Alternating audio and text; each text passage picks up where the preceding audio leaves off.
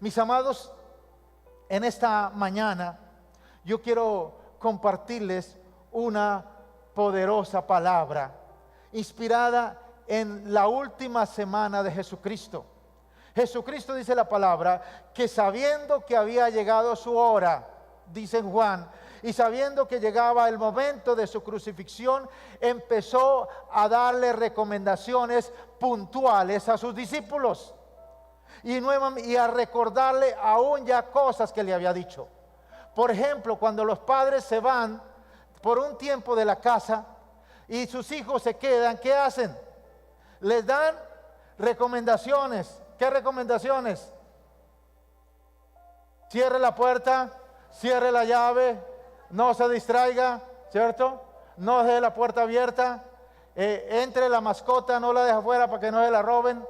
Esas recomendaciones claves que le van a servir para la vida. De la misma manera, Jesucristo, antes de partir, le dio recomendaciones claves, importantes, y algunas le volvió a repetir lo que ya le había dicho, ¿cierto? Como Jesucristo les decía, otra vez os digo. ¿Qué quiere decir eso? Que le había dicho una y otra y otra y otra vez. Y vamos a la palabra. Vamos a ver esa recomendación que Jesús hizo a sus discípulos y está allí en Mateo 26, verso 41. Es la dona de esta semana. ¿Qué dice este verso? Leámoslo todos a una sola voz. Dice: velad y orad para que no entréis en tentación. El espíritu a la verdad está dispuesto, pero la carne es débil. Ahora, ¿por qué Jesús le estaba diciendo eso? Porque los invitó a orar y cuando regresó, ¿cómo los encontró? Durmiendo. Entonces, mis amados, podemos ver que Dios le dice algo bien poderoso: velad y orad.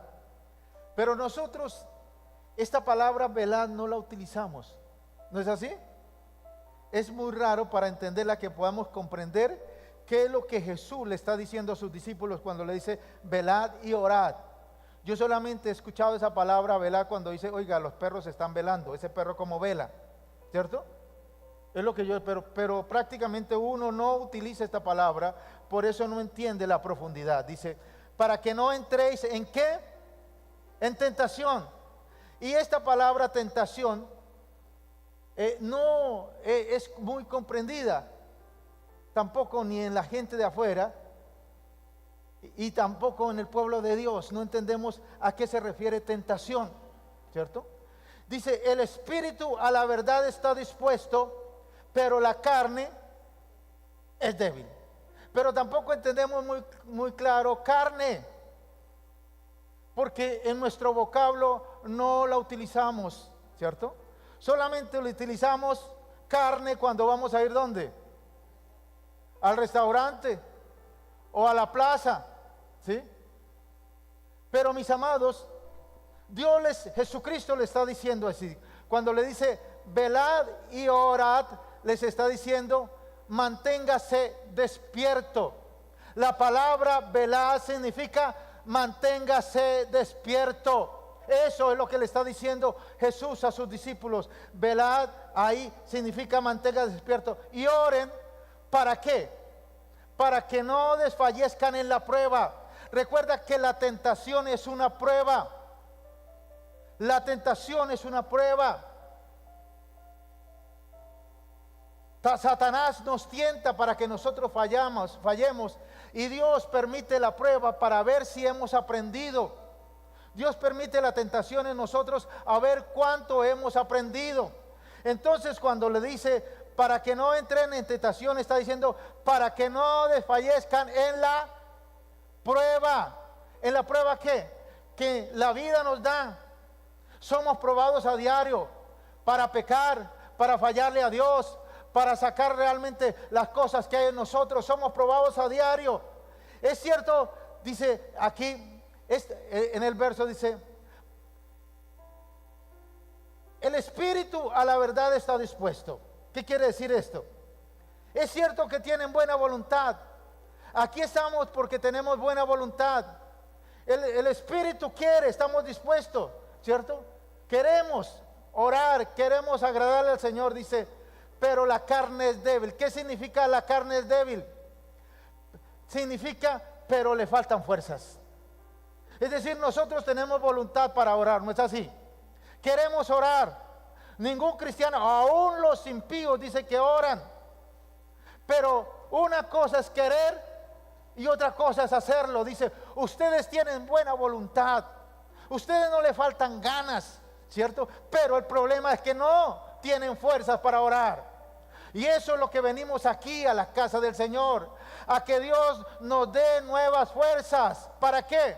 Para orar. Porque el poder del cristiano está ¿en qué? En la oración. Entonces, mis amados, en esta mañana yo le quiero dar algunas pautas, algunos puntos de lo que es la oración para que tú seas avivado. Mi oración en esta semana es que el poder de recordar la pasión, la muerte y la resurrección de Jesucristo avive nuestras vidas, nos sacuda, nos levanta espiritualmente y sigamos adelante en la vida cristiana.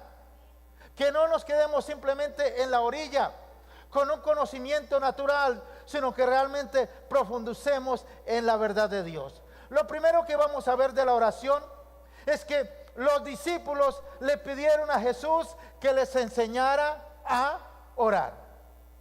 Ahora la pregunta es, a nosotros nos han dicho que orar es hablar con Dios, ¿no es así? ¿Cuántos han escuchado eso? Pero mis amados, si orar fuera solamente hablar con Dios, pues los discípulos no le hubieran pedido a Jesús que les enseñara a orar, porque orar es más que hablar con Dios. Dice Lucas 11:1, aconteció que estaba Jesús orando en un lugar, y cuando terminó, uno de sus discípulos le dijo, Señor, enséñanos a orar, así como también Juan enseñó a sus discípulos a orar. Es decir, que la oración es un arte que hay que aprenderlo. Nadie nace aprendido para orar, porque orar es algo diferente de más de hablar. Si orar fuera simplemente hablar, pues no tendría mucho sentido. Mis amados, orar va más allá. La oración no solo es hablar con Dios, es un arte que debe ser aprendido. ¿Dónde está Mónica? ¿Dónde está? ¿No está por aquí la? ¿Cuántos instrumentos aprendió a tocar Mónica? 3, ¿cuáles?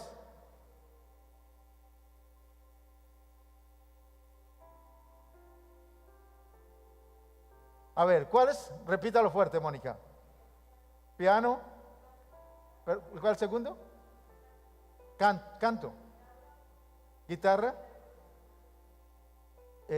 Batería e instrumentos de percusión. Supongamos que fueron 4. ¿Le tocó estudiar? ¿Le tocó repetir? Para aprender. Es decir, mis amados, nosotros tenemos que decirle al Señor, enséñanos a orar. Porque orar es más que hablar con Dios, es un arte. Es decir, tenemos que saber cómo llegarle al corazón del Padre. Cuando estaban pequeños los niños, y Daniel se daba muy cuenta, le dijo una vez a Marcelita, dígale usted que usted es la reina. Él entendía que había una forma de ¿qué? De llegarle al Padre. No es simplemente hablar. Tenemos que saber una forma cómo le llegamos al corazón de Dios. Ahora, la oración no es solo hablar con Dios, es un arte que debe ser aprendido. Es el número 2. Número 3, Jesús nos dio la guía para orar al Padre. Necesitamos aprender a orar. Él mismo nos dio la guía y nos dio el modelo del Padre nuestro. Ahora, una cosa es bien impactante, que la oración no es algo que se hace en primera persona del singular, es algo que se hace en primera persona del plural. Por eso David decía, oh Jehová, Señor nuestro. Y cuando yo estoy diciendo nuestro, estoy pensando en mis hijos, estoy pensando en mi familia, estoy pensando en la iglesia y estoy pensando en el remanente en el mundo que amamos al Señor. Por eso las oraciones tienen que ser en la primera persona del plural. ¿Cuál es la primera persona del plural? Nuestro. Yo, tú, él, nosotros, vosotros y ellos. Yo, tú, él, singular. Nosotros, vosotros, ellos, plural. Nosotros es la primera persona del plural. Entonces, nuestras oraciones tienen que ser ¿cómo? En la primera persona del plural, diciendo nuestro. Jehová, Señor nuestro. Cuán glorioso es tu nombre, es toda la tierra. Por eso Jesús les enseñó a orar el Padre Nuestro. Y dice así el Padre Nuestro. Tiene 9 tópicos que tú tienes que tenerlo claro. El primer tópico es: Padre Nuestro que estás en los cielos. Ahí no dijo Padre mío, ni como dicen los niños, ¿de quién es esto? Mío. Papá mío, mamá mío, juguete mío. No. Padre Nuestro que está ¿dónde? En los cielos. Santificado es tu nombre. Venga ¿qué?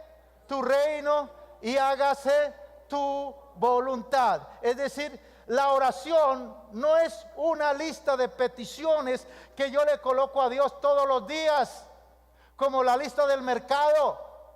No, es una relación con el Padre Celestial donde yo lo empiezo a exaltar y adorar. Los 4 primeros tópicos de la oración del Padre Nuestro es adoración y exaltación, y que el reino y que los propósitos de Dios se cumplan en el universo. De eso se trata la oración, de reconocer, de exaltar a Dios. El viernes veíamos un salmo bien especial. David decía, Jehová, Señor nuestro.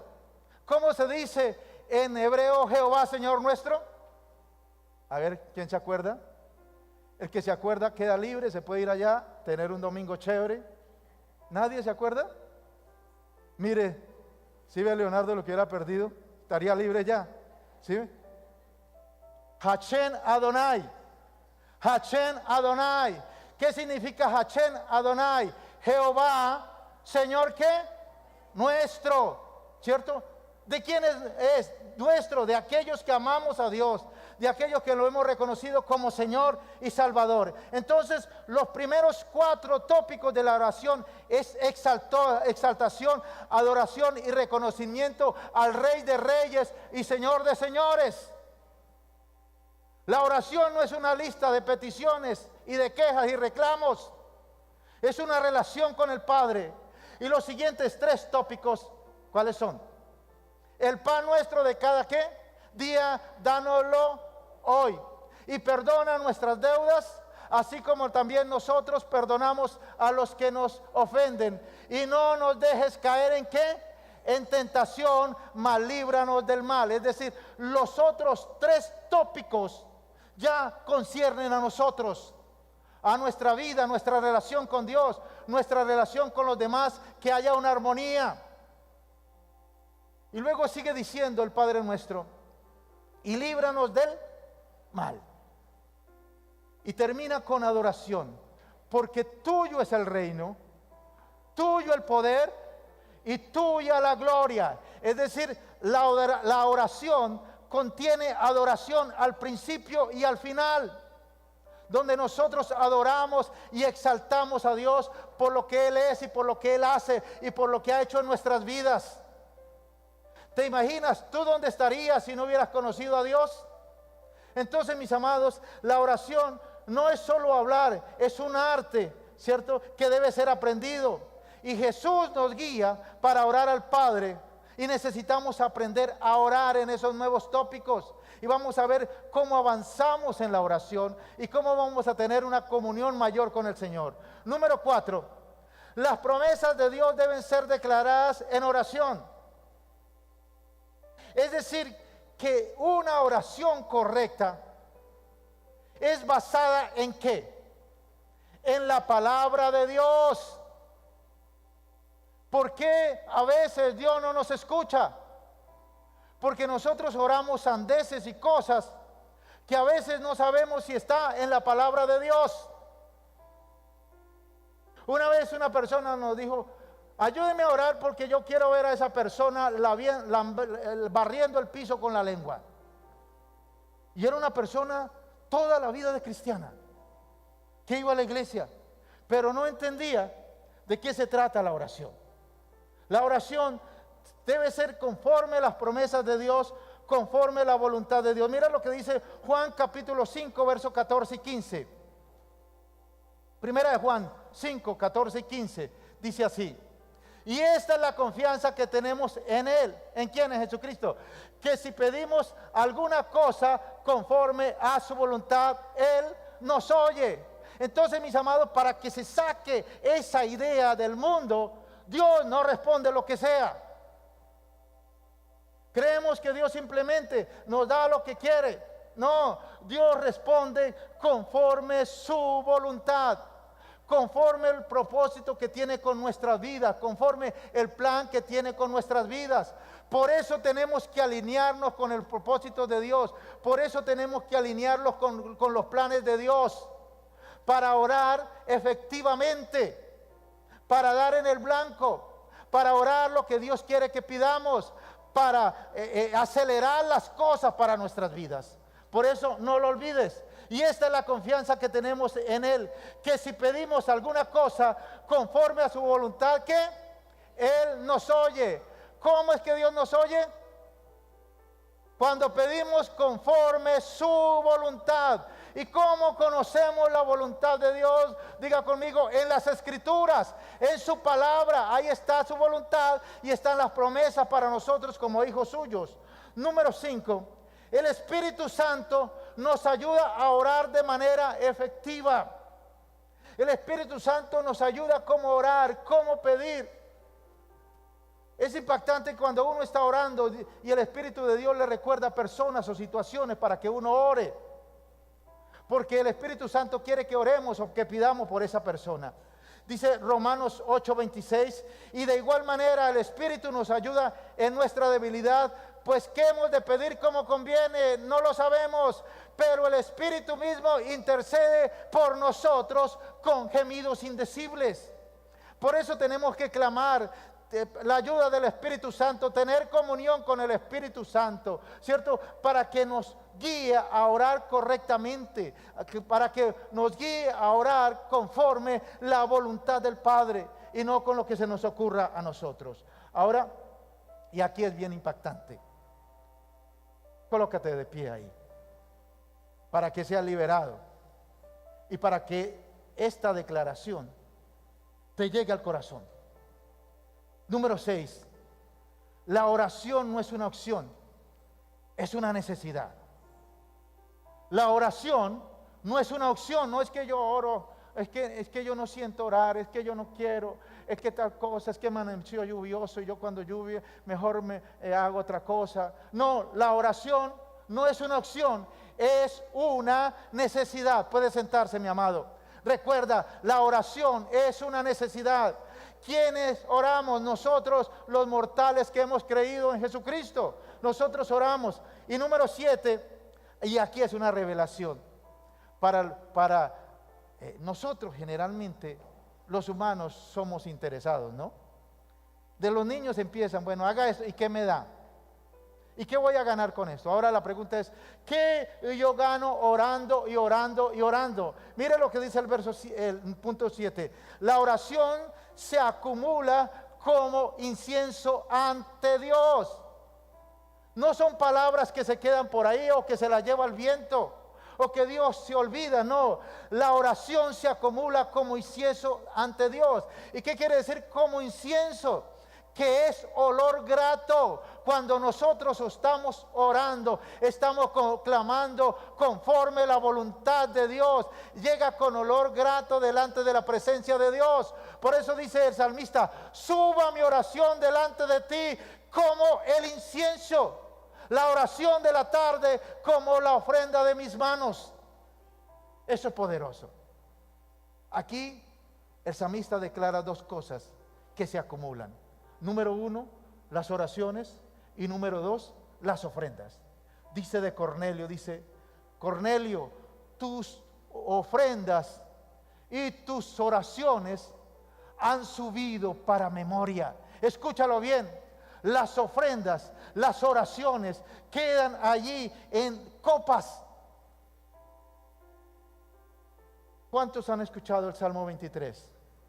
El Salmo 23 termina diciendo, ciertamente, dice: aunque ande valle de sombra de muerte, no temeré mal alguno, porque tu vara y tu callado me infundirán aliento. Aderezas mesa, preparas mesa delante de mí, en presencia de mis angustiadores. Unges mi cabeza con aceite, mi copa está rebosando. Ahora, algunos creían que esa copa rebosaba era de champaña, o de vino de uvas, o de agua allá con hielo. No, es que mi copa está rebosando, no. Esa copa rebosa de nuestras oraciones. Diga por fe, con fe: mi copa está rebosando. ¿Qué quiere decir? Que estamos orando. Esas oraciones se acumulan allá y son gratas a Dios. Dice Apocalipsis 5:8: y cuando hubo tomado el libro, los 4 seres vivientes y los 24 ancianos se postraron delante del Cordero. Todos tenían arpas y copas de oro llenas de incienso, que son las oraciones de los santos. Estas copas de oro llenas de incienso son las oraciones de los santos. Yo pregunto en esta mañana: ¿cuántos santos hay conmigo en esta mañana? Pues a orar, mi hijo, vamos con toda. Vamos a acumular más, porque esa acumulación en cualquier momento trae rompimiento. En cualquier momento Dios se glorifica y vemos la victoria. Pero volvamos al verso inicial: velad y orad para que no entréis en tentación. Mis amados, velar y orar nos prepara para su venida. Velar y orar nos prepara para el rapto. Ahora, mis amados, ¿qué significa velar?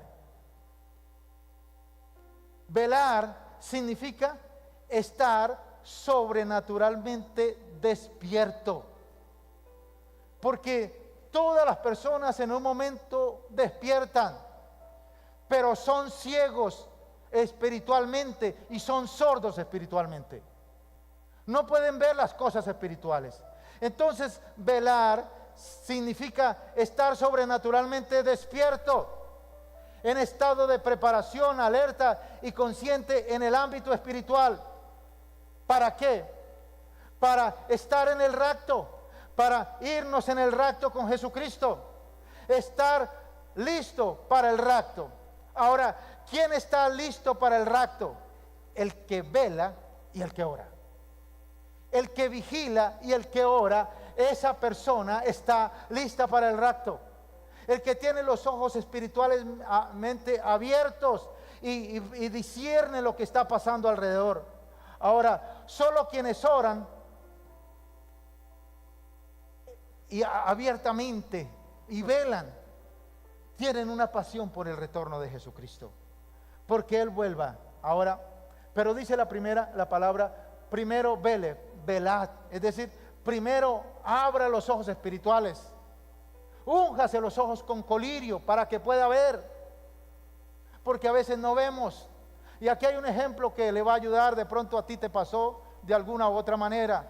Una persona me comentó, dijo: no, yo estaba en el Metrolínea y subí y estaba ahí en el bus, iba viajando, y de pronto una persona enfrente me miraba la cara, me abrió los ojos, los cerraba, me hacía cambio de luces, miraba para allá, miraba para arriba, miraba para abajo, y yo dije: uy, esta persona qué tan rara, ¿qué estará diciendo? ¿Que por qué se comporta así?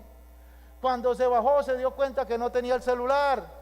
Ay, cayó cuenta, esa persona me estaba avisando, Pues mis amados, en ese momento esa persona era un ciego espiritual, no podía ver lo que estaba pasando en ese momento. Y eso nos puede pasar a cualquiera de nosotros. Vienen las señales, vienen las luces, vienen los sueños de Dios y no entendemos. Por eso Jesús lloró sobre Jerusalén y dijo: Jerusalén, Jerusalén, tú que matas a los profetas y apedreas a los que te sean enviados, cuántas veces quise juntarte como la gallina junta sus polluelos y no quisisteis. El pueblo de Israel estaba ciego espiritualmente. Por eso, mis amados, tenemos que velar. Y velar es abrir los ojos espirituales, tenerlos bien abiertos para saber lo que está sucediendo a nuestro alrededor, para que el enemigo no se ría después, para que cuando Dios nos mande los avisos de las luces, de las personas que abren los ojos y los cierran y miran y no entendimos qué era lo que nos estaban diciendo. Por eso, mis amados, tenemos que velar primero. No podemos orar estando en ceguera espiritual. Cuando nosotros velamos, nada nos toma por sorpresa. Es impactante. Cuando nosotros velamos, nada nos toma por sorpresa. Ya Dios nos lo comunicó. Ya Dios nos mostró en un sueño, en una revelación, en un sentir. Ya Dios nos lo dijo. Por eso necesitamos que ungir nuestros ojos con colirio para que se abran, para que podamos ver la verdad espiritual. Ahora, lo opuesto de velar es dormir. ¿Y qué es de ser dormido espiritualmente? Ser insensible, ser descuidado, estar desconectado del ámbito espiritual. Estaba escuchando un análisis de la guerra allí en Israel, y el análisis era: ¿por qué Israel, siendo un país tan avanzado en inteligencia, ¿cierto? En inteligencia a través de personas, pero también a través de aparatos y qué sé yo, ¿por qué jamás hace 2 años, ese 7 de octubre, ya vamos a cumplir 3 años, los cogió, como dicen por ahí, con los calzones abajo? ¿Por qué los cogió, los sorprendió así? ¿Por qué los sorprendió así? Y 3 cosas que pasó. Lo primero es que analizan los expertos que ellos no comprendieron las intenciones. Dijeron: no, ellos no llegan hasta allá. Ellos no le dieron importancia a las intenciones, desvaloraron las intenciones de este grupo. No, ellos que van a hacer una matanza. No.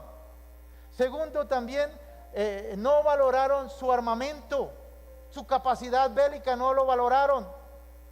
Y tercero, no valoraron la inteligencia. Es decir, jamás para hacer esto lo hicieron en el momento correcto, en el momento que estaban más dormidos, en una fiesta, en el Yom Kippur, cuando la gente está ahí de vacaciones, ahí disfrutando con la familia. Escogieron ese momento. Y tenían todo el control de las cámaras, sabían dónde habían cámaras, sabían el movimiento de las fuerzas militares, lo sabían todo. ¿Qué pasó? Israel subestimó la capacidad demoníaca de este ejército. No creyó que lo fueran a tanto, no creyó que tuvieran tanto armamento, no creyó, y no creyeron que tenían tanta inteligencia, y por eso les pasó lo que pasó. Y eso nos pasa también en la vida cristiana. Subestimamos ¿qué? Las maquinaciones de Satanás. Por eso dice la palabra: no quiero que ignoréis las maquinaciones de Satanás. Porque no subestime hasta dónde el diablo puede llegar. No subestime el poder militar que tiene el enemigo. No subestime la capacidad, la inteligencia que tiene el diablo.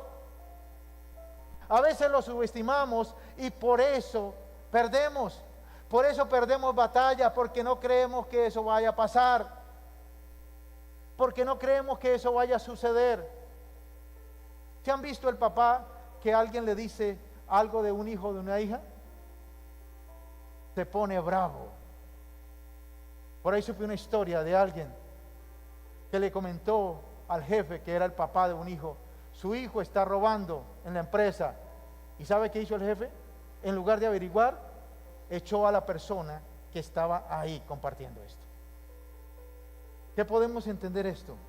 Esta persona subestimó, no quiso creer, ciego espiritual, lo que estaba pasando en su casa, en su familia. Y a veces están sucediendo cosas duras ahí, cosas complicadas, y a veces no creemos que eso pueda pasar. Hace unos 20 años había una comida rápida muy fuerte aquí en Bucaramanga, Los Tres Elefantes. ¿Cuántos comieron allá? Como bueno, ¿sí o no? Cuando nosotros llegamos, eso había que hacer fila, ¿sí? Y un día de lo que nosotros fuimos, vimos un visaje. El hijo, el elefante menor, que ya iba para el elefante grande, ese, ¿cómo se llamaba?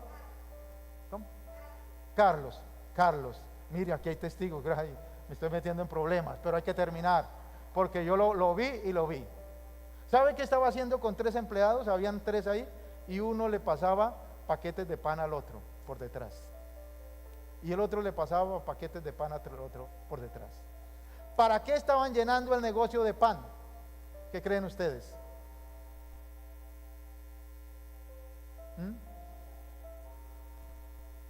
No se viera el hueco. Yo lo que presumo es que la gente decían: bueno, ¿cuántas hamburguesas se vendieron? Miremos cuántos panes hay, cuántos perros se vendieron.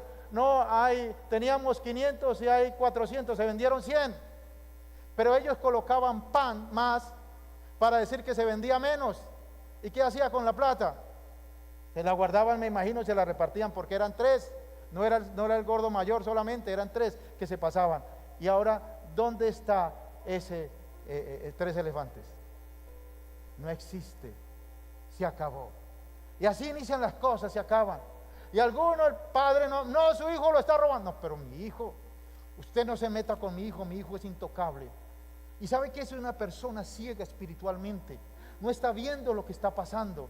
Por eso necesitamos abrir nuestros ojos espirituales para empezar a colocar esa vigilancia en nuestro hogar, en nuestra casa, en nuestros hijos, en nuestro cónyuge, entender lo que está pasando para que el diablo no tome ventaja. Para que el diablo no tome ventaja. Mis amados, esta ciudad es muy hermosa. Esta ciudad es muy hermosa. Y como es muy hermosa, llegan malosos a vivir. Hacen sus fechorías en otro lugar y luego vienen a vivir aquí tranquilamente. Y Dios nos revelaba un sueño de esa situación, que van a seguir llegando personas así malosas. Hacen las fechorías en otro lugar y viven aquí, porque aquí es una bendición. El clima, la ciudad es una ciudad muy bendecida para que nosotros la entendamos y la disfrutemos, para que nosotros oremos por nuestra ciudad. Pero tenemos que tener los ojos espirituales como abiertos, porque el diablo va a mirar cómo daña, cómo destruye, ¿cierto? Y cómo acaba una situación. Por eso, mis amados, en todo lugar donde hay organización, se necesitan ojos espirituales dispuestos, que estén viendo lo que puede pasar, que se adelanten a las maquinaciones del enemigo, para que el enemigo no tome ventaja, para que el enemigo no nos dañe y no nos robe las cosas que Dios nos ha dado. Porque Satanás vino ¿para qué? Para robar, para matar, para robar y para destruir, para matar, para hurtar y para destruir. Mata familias, mata negocios, destruye congregaciones, ¿cierto? Roba los recursos de las personas y destruye las familias y destruye las finanzas y destruye los hogares. Por eso necesitamos vigilancia, velar, estar despiertos espiritualmente ahí, mirando las cosas que suceden. ¿Para qué? Para que el enemigo no tome ventaja. para que seamos avisados, porque dice la palabra que el avisado ve el mal y ¿qué?